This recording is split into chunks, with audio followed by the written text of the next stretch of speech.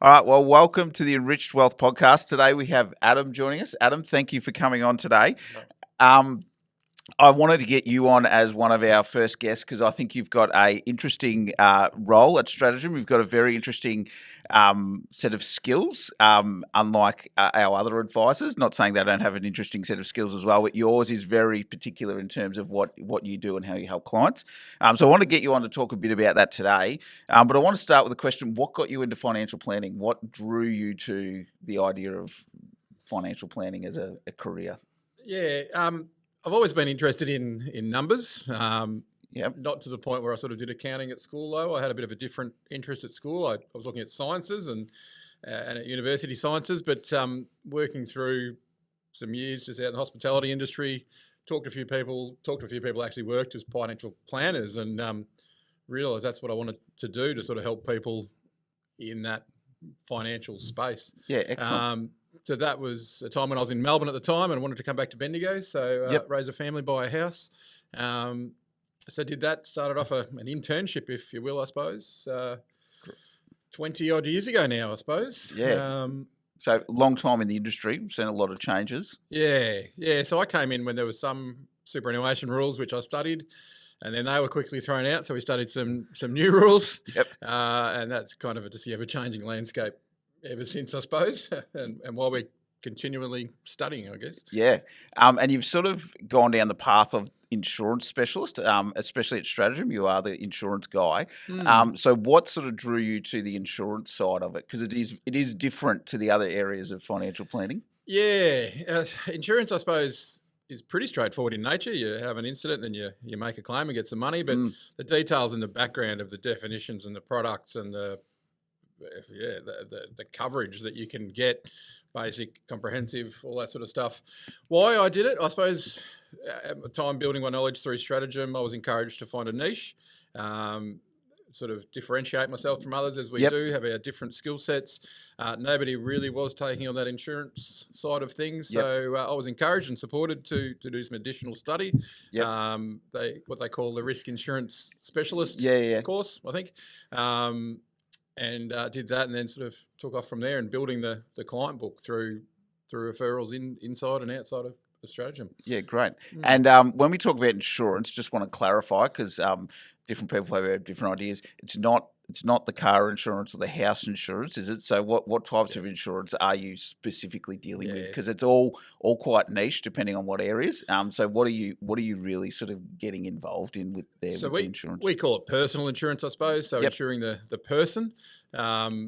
General insurance you're referring to there, the car, contents, house, professional indemnity, professional liability, all that sort of stuff is a different speciality and different skill set that we don't have. We're not licensed in that. So we look at the personal side of things, primarily life insurance, you pass away. TPD insurance if you're totally disabled and can't work ever again. Trauma insurance if you have a certain traumatic, a medical event, so a cancer, heart attack, stroke type thing. They give you a lump sum of money to get through that. Or income protection is effectively ensuring your ability to earn a living, to get paid. Private health is another one in there that sort of people talk through. We're not licensed to sell private health insurance either. Sometimes people sort of think that private health is a replacement for income protection. And I have had those conversations with people and have sort of tried to help them. So if I have private health and I don't have income protection, what does private health give me that? Let's just sort of unpack that a little bit. So private health, I suppose you pay effectively for the ability to see a doctor of your choosing and the speciality of your choosing in a hospital of your choosing if something untoward happened. Now that's getting you in front of the specialist. Unfortunately, that specialist will then charge you. But it's getting you the specialised care that you want with a specialised trained practitioner in that space, and often a lot quicker too. If you don't have private health, you might have a very long waiting period to get into a public system. So the private health gets you in the door a bit quicker and with the right person. Income protection, however, is very, very different. Nothing to do with this hospital stay. It's effectively giving you some income to continue to live, to continue to meet your expenses if you can't work due to accident or illness. So and I guess people don't always think about that, do they? Because they're sort of thinking about if I'm sick, making sure I get cared for, but what actually happens, because I might not have income coming in. I might not have sick leave. Some people have sick leave saved up, but other people don't. And so it's sort of saying, well, what happens there? And that's right. So I suppose the self-employed, incredibly important. If there's no money coming through, we need that replacement of income. If it's 6 months, 12 months off work, how does that income continue to come? A lot of people, when they're employees, think the sick leave's enough, and that's probably good for the first month, maybe, if you've been there a while. After that, probably better for minor events, though. Would you think? Yeah, and not. And that's what income protection's designed for, that longer term event anyway. It's not I've got a week off with a cold. It's I've had a month off and I'm off for sort of several months or longer. So supporting someone for years off work is where it comes in, and we're replacing hundreds of thousands of dollars worth of income. So which I think sometimes too, people can look at the cost of insurance, and not that it's always expensive, but sometimes they look at the cost and go, do I need that?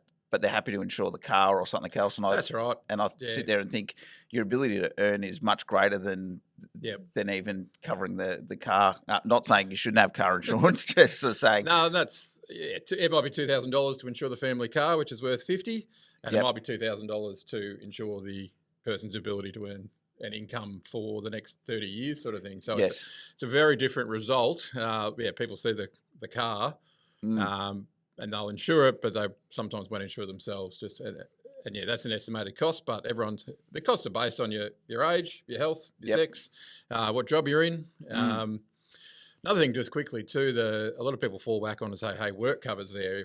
If I'm injured, I'm at work. I'll be on work cover." That's true, but if you fall off the roof at home while you're cleaning the gutters, have that cancer, have that heart attack, have car accident, might be a bit of TAC, but primarily there's a lot of things that we see that people are off work. It's nothing to do with work cover. It's nothing to do with TAC. They just are unwell. So let's use TAC as an example, because I've heard that one as well. If I have a car accident, TAC covers me, but they don't necessarily cover you for everything. They don't cover you the whole time, do they? And this is nothing against TAC if they're listening, but it's sort of saying that we can't always just rely on the default position, can we, for things? No, and it's actually a very difficult thing to sort of quantify and research and work out. If I had this accident and I was off work for a period of time, how much money will I get? It's something I've tried to do before, and it's really hard to work out what you'll get. Yes, there's some replacement of income, but typically it's depending on the level of severity of disability and all sorts of things. Yes. And it doesn't go for very long either, I don't think. So it's the income protection, it can pay right up to age 65, replace 70% of your income up to that point. So it's a long term. If you're 25 years old, there's 40 years worth of income if you can't return to work. And that's a big number if you. It is, and I think people don't always think about that long term impact. And if I can't work for the next 20 years, what does that mean? How does that impact retirement and all those things as well too?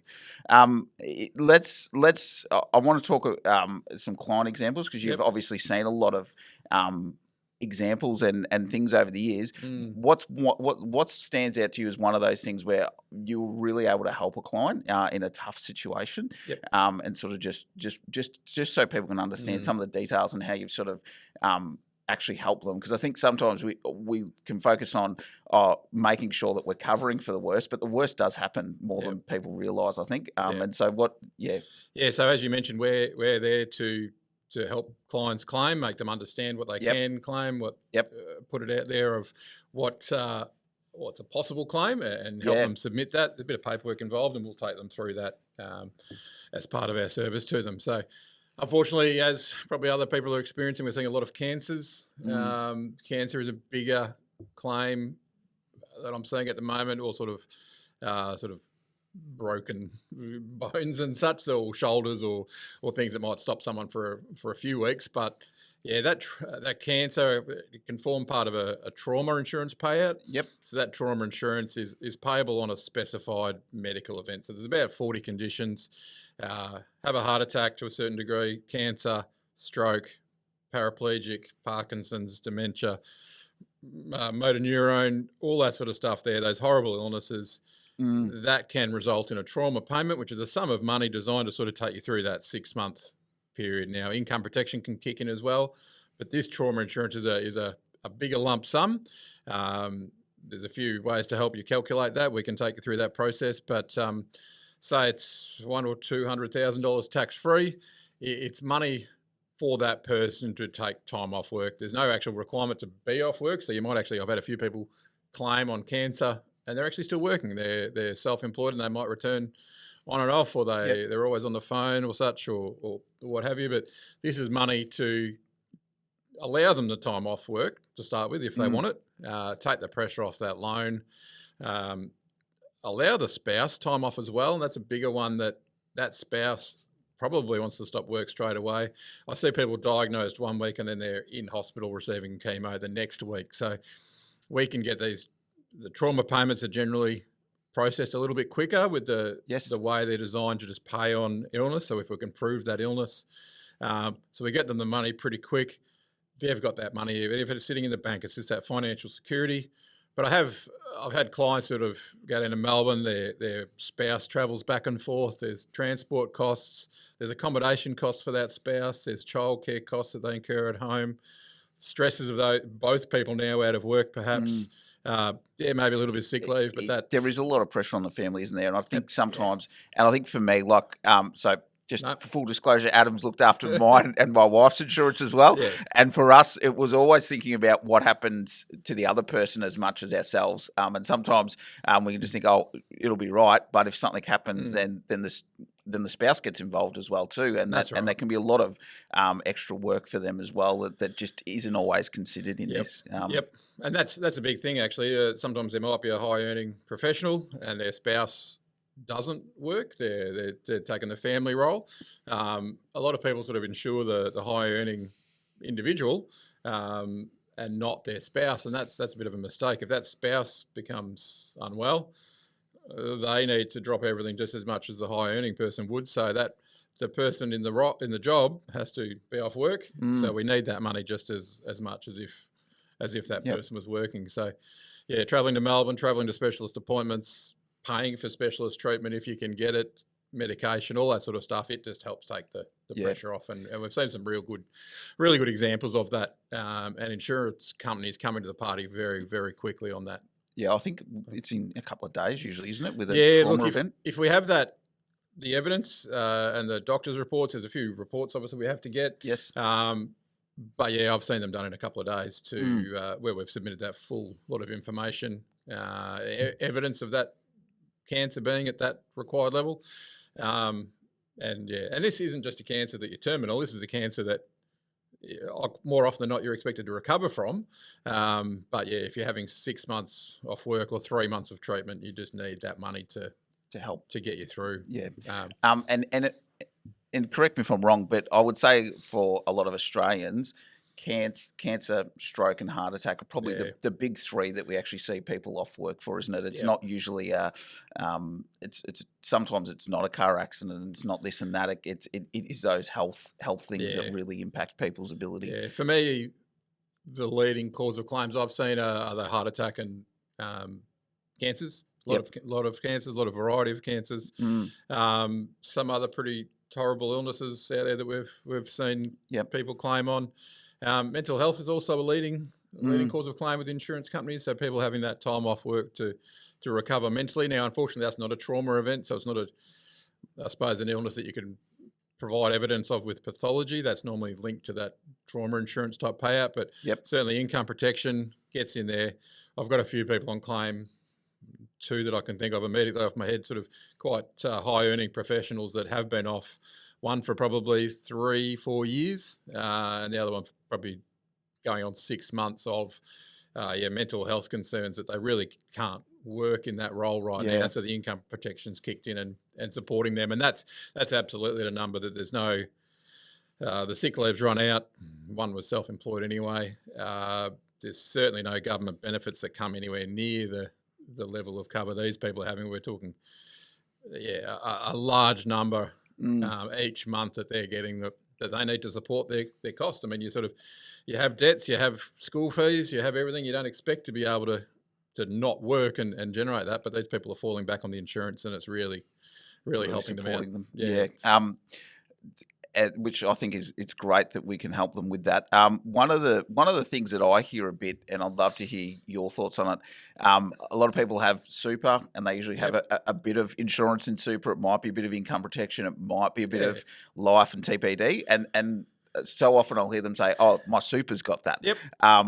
What's some of the things they need to be wary of when they think that super's going to cover them? Because I knew I had some in super, but it definitely wasn't enough, and it to get it out was a lot harder as well too than I thought. Yeah, so we do still structure things in super. We've got some tricks where we can get some good product and put it half in super or have it paid for by super from a cash flow perspective. Yep. I suppose when somebody comes to me and says, "Hey, it's in my super, I'm fine," the first thing is let's just have a look at it and see what it is. And unfortunately, the good thing is it's default cover, so everyone typically gets it. There's a few age requirements around that now, but typically if you join a super fund and you're working, you'll get some default cover with no questions asked. So it's better than nothing is what I sort of start off with. And then you look at the level of cover. So, sometimes it's only $200,000 and which sounds like a lot of money, but in this day and age with mortgages and the fact that it's got a fund, like I know the question for us was, it's not just to think about the mortgage, but to think about what are the other costs that if you were not earning that money would still be there. So the kids' education's a massive one. So we go through the needs analysis, help someone work out what they need, and more often than not, it's not 200, it could be $1.5 million. And mortgage could be only a third of that. Yes. The rest is whether it's education costs. You had some intention to put your kids through a private school or even a public school, or Catholic schools are still relatively pricey. Money for that for the spouse, the surviving spouse. Yep. Also, I suppose a bigger one is that surviving spouse, do you want them to return to work? Do you want your spouse who wasn't working or perhaps working part-time or working full-time, are they going to be able to go back to work and earn any money to live? So I think everyone knows nowadays, even without the mortgage is gone, we've paid for the child's education, we're still looking at a lot of money that we need each week to live. So we designed the cover so we can have a lump sum to get out, get rid of that mortgage, put some money aside for the kids' education, and put some money aside to invest and draw upon like it was a salary at that person's need. So we go through, help that person sort of determine their need for, if you were to pass away or if your spouse was to pass away, what does that mean for you? Because some people can't return to their work in that same capacity. No. If your spouse died, what do you do? Can you continue to work 60 hours a week sort of thing? Well, you've got 4 kids at home. Yep. Probably not. You need to either pay for a nanny, pay for childcare. Some people fall back on family, but I'm not too. It's a hard one. That one. Parents get older and they want to have holidays. So yes, you need some money to either drop back your hours or pay for someone else to pick up their cleaners. It turns out to be a very large number. So I digressed a little bit there. The superannuation cover. No, that's good discussion though. But I think it's just. I think sometimes we can, if we don't know the numbers, and this is what I just see more and more is if you don't know the numbers probably aren't right. And if you do know the numbers, then you're probably able to sleep better at night knowing that if something happens, you're covered or your spouse is covered as well too. And I think if one is in that good occupation, doesn't mean the other spouse can jump into a similar occupation and replace that income either. Absolutely. So it's just thinking through it as a family unit, I think, which is one of the big things. You've mentioned a few medical terms. I feel like you're probably our quasi-medical expert at Stratagem as well too, because you see a lot of medical things, and not that we need to get into all the specifics, but you probably have the most. You've probably almost got a minor and a medical degree. I feel sometimes with some of the stuff that in terminology and things like that. So. You have to be quite aware of the medical side of things as well too. It's not just understanding someone's finance side and saying this makes sense. It's all the other side as well. So can you talk through a bit of some of the things that you see that or questions? I know I had to do some blood work. Yep. I had some questions about a couple of things that I had from years ago. So what are some of the things that you see or that you have to get involved with on the medical side as well? So there's two aspects to it, I suppose. There's the application process where to get this cover, the insurer wants to understand your risk. So they go through and they sort of say, hey, have you ever had, and there's a series of questions. Not everyone has to have blood tests, depends on your age, perhaps your medical history, or perhaps the level of cover you're applying for.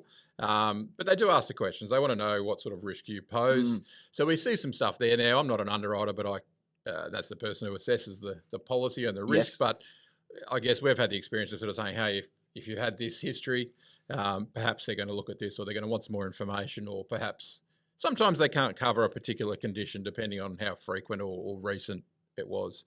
So we can sort of give people a bit of a thought process there of, hey, perhaps, you've got some cover in your super, maybe hang on to that while we top it up with something else out here that is better definitions, but hang on to that one because you've got full coverage where there might be a new condition. And I'm not making that the final decision at all, but can certainly take people through that and help them understand, I suppose, as we're going, what we're looking at. The other side of the coin is claims time. So again, I'm not a claims assessor, but we can sort of get a feel for what people may be able to claim on it. And trauma insurance is, again, a bigger one. So trauma, to get that full benefit, and it could be $100,000 or $200,000, you typically have to be a cancer that's relatively serious. Yes. What people forget though at times is that they do offer partial benefits where they may provide a 10% amount of the cover, and it's things. Melanoma has been a big one for me. So a melanoma to a certain level, most of the time a doctor can remove it. You could be under observation for a while, and perhaps there's no more further treatment. So I guess it's on the lower end of. It can be quite serious too, by the way. But on that lower end melanoma, from a doctor's point of view, it's hopefully something that you'll continue on. Now, that's not a full trauma payment, but a lot of people don't understand that's actually a partial trauma payment if it's at the same thing. So about a year ago, I had 3 over the space of about 6 months where I have the review with people, chat about their cover, chat about their needs, but also chat about what's changed in their health or has anything changed? And they say, oh, yeah, no, I had this thing removed, no worries. And we've actually retrospectively did about 3 claims in, I reckon it was about 6 months that I saw 3 of them, and sort of reminding people what they can claim. And insurance companies don't mind that. They like to be told relatively quickly, but at the same time, they don't mind retrospective stuff if someone wasn't aware of it or another thick of an illness. So we've had another guy who missed an opportunity to claim with a heart valve replacement. He wasn't aware, not valve replacement, sorry, a bypass surgery. Yes. He wasn't aware that he thought he had to be off work. So there's no off work requirements for trauma. So he did it, and a year and a half went by, and we're able to backdate a claim for him for a year and a half ago. And I've seen one other one that was far longer than that too. So that was a very special case where we went back about 9 years. Wow. Where the client wasn't aware. So these are clients that weren't our insurance clients. So sometimes they sort of come to us with a policy and they say, hey, can you help me out here? Obviously, it's a lot easier if they've got the policy with you because you're able to have more regular conversations with them. But so we can become the advisor on the policy where I can see all those details online, see what sort of policy it is. Definitions do change over time, but also contact that insurance company readily if I need to ask some questions. But we'll send out and encourage people to review the policy and their needs annually. And as I said, that could be do you need more cover? Do you need less cover? Yes. Had a promotion, had another baby, all that sort of stuff that changes those life events where we need to look at it. But also, has there been any changes to your health? So, we don't often go in there trying to replace cover to do a better deal. We're not sort of chopping and changing every year. This is cover that, as I said, you go through an application process. So sometimes there's reason to change. Sometimes there's plenty of reason to not change. So yes. And I think that was one thing you mentioned earlier, which I wanted to touch on quickly, was you said they might have some default cover in super and we might leave that there. Sometimes too, people can look at, it's costing me this, or I could easily save some money by not paying that, not realising that in 1 or 2 years' time, they might not be able to get that same cover as well. So there can be risks around cancelling just without understanding the impacts as well, isn't there? Yeah, so if somebody's rolling over super funds, consolidating super funds, that's a big danger there. Yes, it's great to save on fees if you can and have all super in one spot, but quite often it's missed that you may have cover here, here, and here, and sometimes it's cover they don't need. But a review first of, do you need this cover? Can we consolidate the cover as well before anything's done? Because as you said, you roll that and that and that into this fund. Perhaps this fund doesn't even have insurance, and you've just cancelled all your other insurance. Now you come to me and say, hey, I need some insurance. And unfortunately, I've had a few people who have had some serious medical events in the past, and they then see the importance of, gee, but I need insurance. Unfortunately, if that point has come, sometimes they can't get it if they've had some really serious illnesses, or I've seen some really strong family history sort of tighten up on cover as well, where there might be a very strong history of breast cancer in a family where all sisters and mother and everyone, and perhaps a person here wants some cover, but perhaps they can't get it. So it's sort of the earlier we can get it before any of these conditions, or get them in when they're younger and healthy. It's cheap when you're young. The insurance company, importantly, this is a big point I say to people, is an insurance company can't change the terms of a policy. This is the retail stuff. Unfortunately, some of the default super funds can change terms, but so the stuff that we'll recommend to a client, they can't change the terms of the policy. They can't. I think that was one of the things you said to me, is you can sort of go out and put on 30 kilos if you want, and you've still got all the same terms that you had back then. So that's right. Not that I was wanting to, but it's sort of there's a bit of reassurance that you don't have to try and maintain that same lifestyle you did, or if there is an event that changes it, like having kids or having to change jobs, and you end up in a job where you can't maintain that lifestyle you once had, you're still able to maintain that cover at that level that you had. And the big part there is if you claim on your car insurance a couple of times, or once even, the next renewal they'll put up the price, and they might not even offer you insurance. They might say, hey, you're too risky. This personal insurance we have, they legally have to offer you the same cover at the same cost. So my example of the person on mental health income protection, say they return to work for 6-12 months, they're back at work, their renewal premium will be the same as their age group and their occupation. There's no penalties, there's no loadings, there's no anything. They have to have the cover. So that insurance company is tied to them now. Yes. And you're tied to them as well. But that's, again, it's that get the cover while you're younger and you're healthy.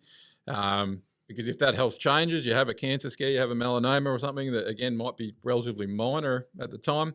Unfortunately, if you went to get cover after that point, the insurer now has some information that you've got a bit of a cancer history or such, so there can be some changes to an application there. But, so guaranteed renewable is the term there that is vital. So a lot of people sort of say, hey, but again, these are terms that most people like. Even you saying it, I go, I hear what you're saying, but I'd still come to you to talk about it, because I just think, and I think I've got one on mine, and I only say I think because you know better than me. A buyback on my trauma. So if I do have a trauma claim, I can actually get that same cover again. So that's the other important thing, I suppose. If you've claimed on the cover. Trauma insurance typically does just stop. You've had your payment. There's your money. Walk away. We often recommend that reinstatement clause, where you can reinstate that cover, typically within a year, for all other trauma conditions, or sometimes the same one again, depending on the claim. But so if I've had a heart attack, probably don't get another heart attack, but I do get to cover for some of the other. Depends on the policy, but. Sometimes you could have another heart attack, sometimes you could have another cancer, but it's a lower amount and such. But yeah, typically speaking, if someone's gone through that medical event, they are fully aware of the importance of insurance and they want to hold on to or get whatever they can. Yes. Reinstating this trauma cover is very, very important to a lot of these people. Do you find that more people value it who have had to claim on it? Yeah. They really understand the value of it. Or they've had friends go through that. Yeah. I get a lot of people coming in saying, oh, blah had cancer, brother-in-law had cancer, or sister's husband died.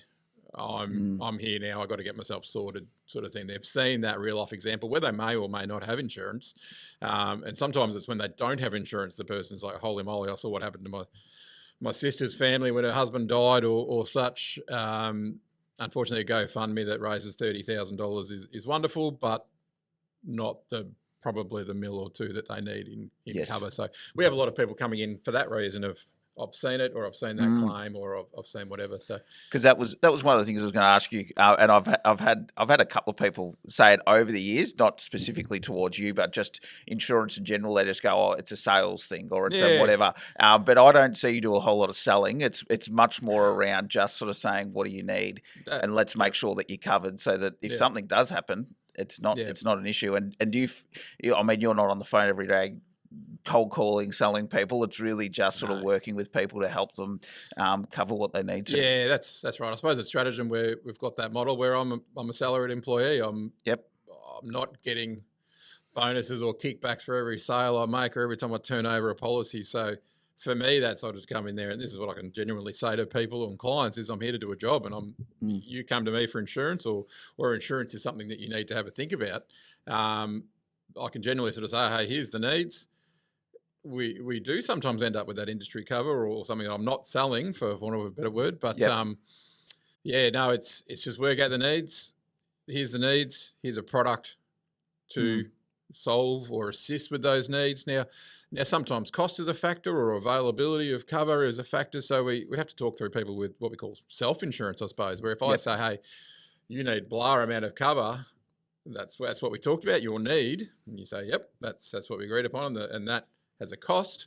Yes. And you say, okay, I can't change what that cost is. I can help you find a policy that suits those needs from a range of different insurance companies. But at some point we talk about self-insurance where we sort of say, hey, there's a cost to these things. You're paying an insurance company to take some risk away from you. Do you take some of that risk back on yourself to save on costs? So that's something we help people with as well. We're not just flicking a product at them. It's finding that balance, isn't it? Yeah. For each client at the end of the day. One of the things I was going to ask you about was, and it's we don't have to talk specifically about this one, but I've got an app at the moment that you've set me up with to help get me a little bit more active. Vitality. And so just talk a bit through the idea around motivating people to get a bit more active. I know for me, I was sort of it made me realize I probably could get out and do a bit more. There's benefits to that as well, and I think insurance companies are realising if they help people get a bit better with their lifestyle, it means there's probably a little less risk for them, and it means the people they're insuring actually get a better life as well too. So. That's just right. So the product there is, I'm happy to say it, but AIA Vitality. It's a Vitality is a side product of an AIA insurance product or a health insurance product. Vitality, I suppose, the insurance company, as you said, they want you to be aware of your health. Yep. They encourage you to go get checks. They cholesterol, blood pressure, typical stuff like that. They give you points. So you earn some points, you get a shopping voucher, or you do some exercise, you get some more points. So they encourage you across a 12-month period to build those points up and go through the levels. And that's, from a consumer point of view, it's rewards of Woolworths vouchers or Bunnings vouchers, or I get iTunes vouchers on mine. Qantas points as well. Qantas used to be Qantas discounts, but no, not points. But sorry. So there are some Vitality Virgin flights discounted. There's discounted Garmin watches and stuff. But look, at the end of the day, they also give you a discounted insurance, which is great as well. Now, other insurers have some health programs and such where they do the same thing. They encourage a healthy BMI where they give you a discount on the cover. But for me, it's a fascinating thing. So the Vitality is backed by science. They have very low. I think there was a study of 1 million people overseas where they looked at it, and those active members, so those members who are going through and participating and going the extra mile for the exercise and such, they had lower hospital admission rates. They were in and out of hospital quicker than those non-participating members. So they saw some real value there where they can actually provide the insurance at a lower cost in that discount form for those active members who are aware of it. And I'm on that program as well. Part of that, must be good enough if you're using it. Look, I was one of the early adopters, actually. We were one of the first members, but part of that, they say go off and get some general blood tests. Now, I probably didn't do that very often. I go to my doctor, I can't be bothered doing that, but now I will because I get the points and I build through and I get some more discounts. But part of that, and I'm happy to say that I saw that I had some cholesterol issues that were raising over the years, and then the doctor can take over and sort of say, hey, here's how we can address that BMI or whatever it is. You become aware. So it's and I think that was for me. There was questionnaires I was going through. I was like, I haven't thought about this for quite a while, and it's sort of it probably forces you to take a bit more stock, which we don't always do in our busy lives day to day. But it's sort of it was sort of building into you getting a bit more of a regular checkup, kind of like you go and see your accountant each year, or you go and see your financial planner. Actually saying, well, do you actually get your health checked on a even semi-regular basis? And so I thought it was a great motivator for some of that. Oh, it is. Really encourage it, and it's awareness. So at the end of the day, if some people do go to the doctor regularly, other people don't, and it's as simple as that. It's getting those people into the doctor, having an annual checkup. You can even do it for free with this program, but it's not all about the points. Sometimes it is about the health, but I certainly go there for the points to start with, and then you see the awareness there. But no, from an insurance point of view, as I said, if you talk it through, I wasn't aware of my increasing cholesterol. I have a heart attack, or I have some treatment that puts me off work, leads me to a claim. Quite simply, if I can be aware of it, become a more healthy person, receive the medical treatment that perhaps addresses that issue. Perhaps it's not a claim. Perhaps it's not, and that's at the end of the day. It's better for you because you haven't had a heart attack. And it's better for the insurance company because they haven't. Well, I think that too. Like we're talking about claiming on insurance and things like that, but we don't want to. It's not something you. No. It's a bit like your insurance of the car. You don't actually really ever want to crash the car and write the car off. And the same for yourself as a person. But it's there if you need. But it should be a full gap. Not the first point of call, I think, if you can. And I often say to people when we're doing this needs analysis, and we're talking big numbers, I said it could be several 100,000 or 1 million or 2 million. I quite often say to people, it's not a Taslotto event. It's not I had this heart attack or obviously not happy that someone's passed away, and it's designed to get you back to where you were. So it's that, as you said, stopgap to fill in the gaps of this illness, whether it's a short-term cancer or a permanent disability or a death. It's to fill in those gaps and put you back on track to where you were supposed to be or where you would have been. So, but even the other thing I probably think there is, if sometimes when you have these medical events, yes, you go on living afterwards, but living can look a bit different. Like very much so. You know, if it's a heart attack, it might be a whole change to your diet and how you're living and things like that as well too. So, I think sometimes we discount the fact that we won't be the same after the event as we were before the event. So, and that's a lot of people too. Perhaps have the event or think if I had the event, I'll keep working. It's no worries. I will work at the hospital bed. I will work from wherever. Now, my experience, people, it's a very traumatic thing having that diagnosis one day and then booked in for chemo the next week. Like it's that quick. Yes. So it's literally a drop everything moment. And go get yourself looked after. So, I certainly can't quantify that. I haven't had that experience myself, but I've seen people go through it and see that it's just financial assistance, I suppose. It's you've dropped everything. You're stressed about your health. You're stressed about your family. What happens to my wife? What happens to my kids? You don't want money to be in that mix as well. So if you've got that cover behind you, you can sort of sit back and go, well, I know I'm covered.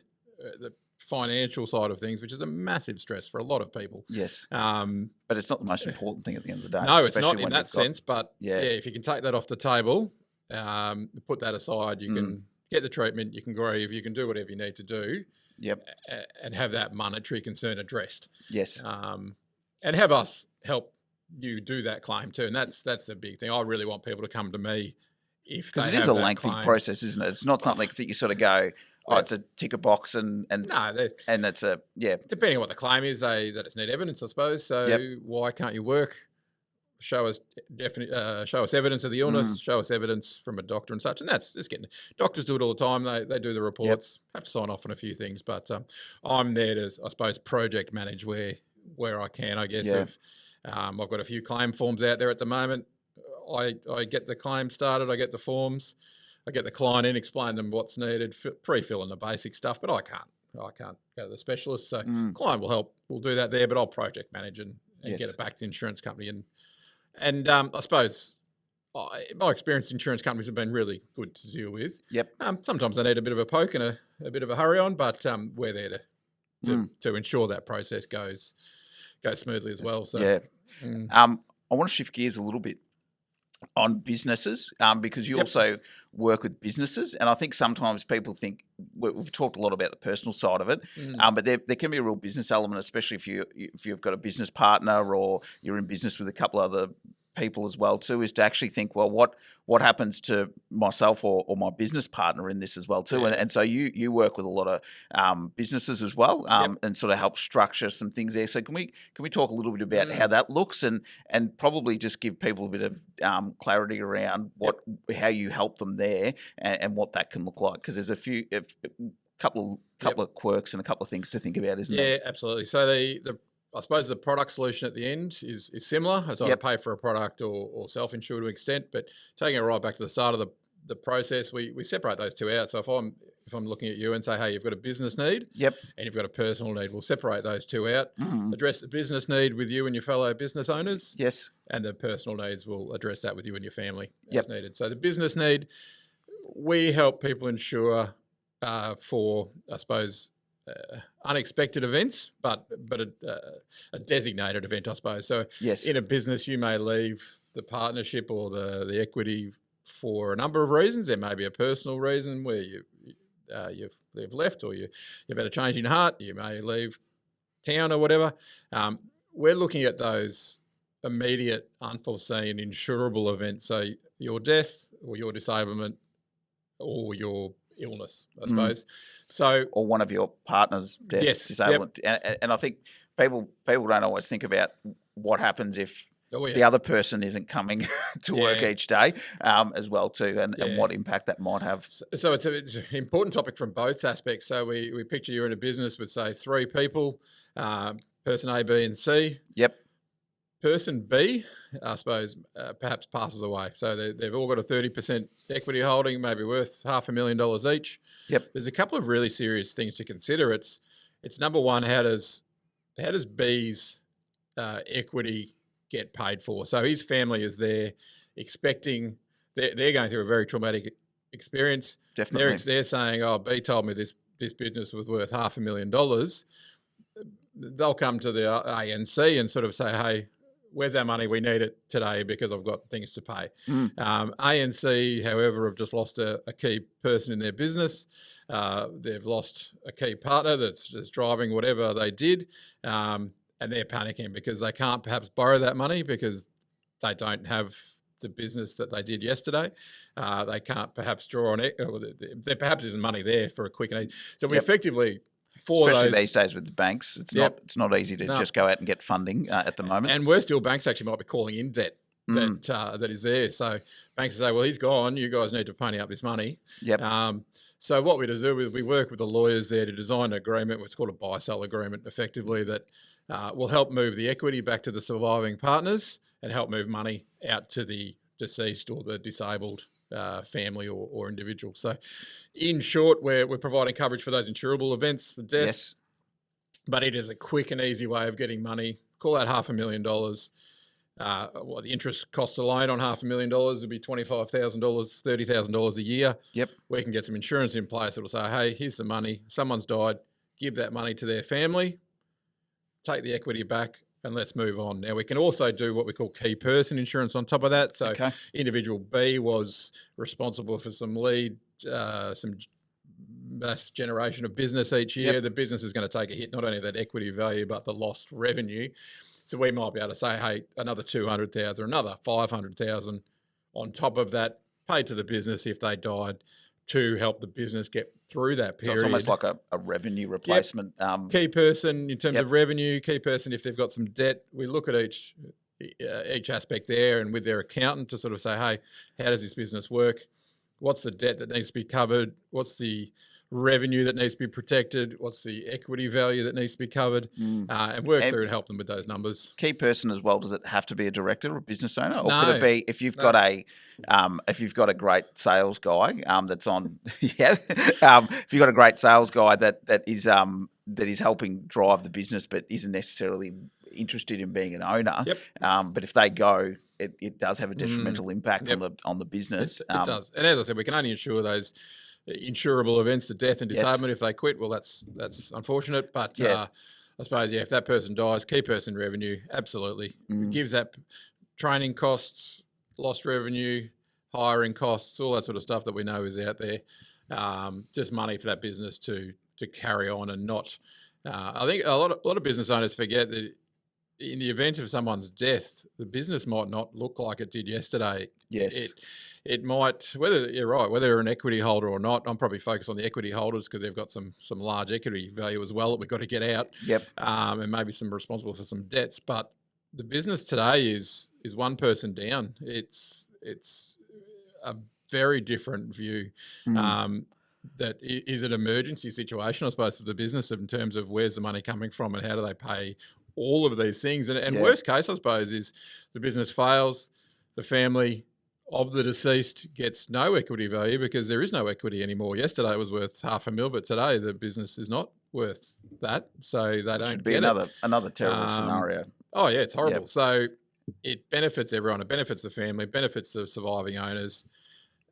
It helps everyone, as we said, get back to that position where they were yesterday. Yes. And allow you to grieve, allow you to work through those problems of hiring and all that sort of stuff. But and give you a breathing room as well too. Absolutely. I think because there's obviously a lot of adjustment if a partner does leave a business. It's not just a